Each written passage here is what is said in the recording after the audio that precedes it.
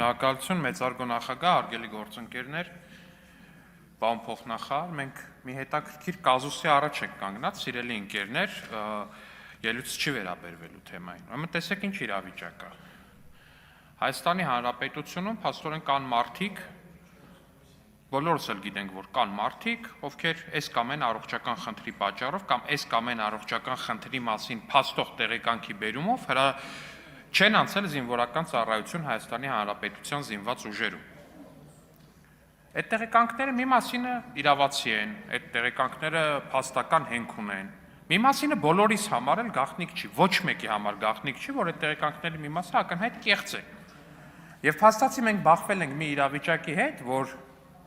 քննչական մարմինները չունեն լծակ մարդուն պարտադիր ասեն անցի ես բժշկական զննությունը։ Այսինքն մենք այս պահին հենց կոնկրետ այդպես քաղաքական իրավիճակ ունենք որպես այդպեսին, ինչպես գիտեք, Ռուսաստանցի օլիգարխ Սամվել Կարապետյանի եղբորորդին Նարեկ Կարապետյանը բանակում չի ծառայել առողջական ինչ-որ տեղեկանքի հիման վրա։ Հիմա քննչական մարմինները կասկածում են, որ այդ տեղեկանքը իսկական է, մարդու ունի այդ խնդիրը, ասում են անցի բուժզննություն, ասում են չեմ անցնում այդ բուժզննություն։ Ու իրավապահ մարմինները օրենքով լիազորություն չունեն, ասեն դու պարտավոր ես անցնես այդ զննությունը։ Իրա բարի կամքի վրա է թողնված, այն մարդն էլ ծնված օրվանից շատ հարուստ մարդու զավակ է, այդ խնդիրը չունի առնվազն։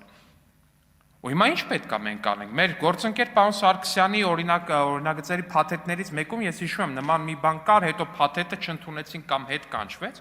Ես հարգելի գործընկերներ, ձեզ առաջարկում եմ, որպեսզի մենք Հայաստանի Հանրապետության քաղաքացիներին ցույց տանք, որ միլիարդատերերի զավակները կապույտ արյունով չեն ծնվել։ Ինչ-որ կեղծ տեղեկանքներով բանակից ազատվեն, հետո այդ կեղծ տեղեկանքների համար կրկնակի բուժզննությունից հրաժարվեն եւ այլն։ Պարոն Սարգսյան, ես ձեզ առաջարկում եմ այդ օրինագիծը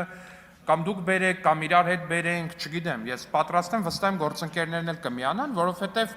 ինչ-որ արհամարական վերաբերմունք է էլի քաղաքացու հանդեպ, հա մենք միլիարդատիրոջ զավակներ ենք, չենք ծառայում։ 4 որդի ունեն Կարապետյան, Սամվել Կարապետյանն ու իր եղբայրը, 4-ից ոչ մեկ չի ծառայել, այն Սամվել Կարապետյանի փոքր որդին են փախած է զինվորական հաշվառումից։ Չի գնում զինվորական հաշվառման կանգնի, որ գնա բանակում ծառայի։ Շնորհակալություն։ Շնորհակալություն։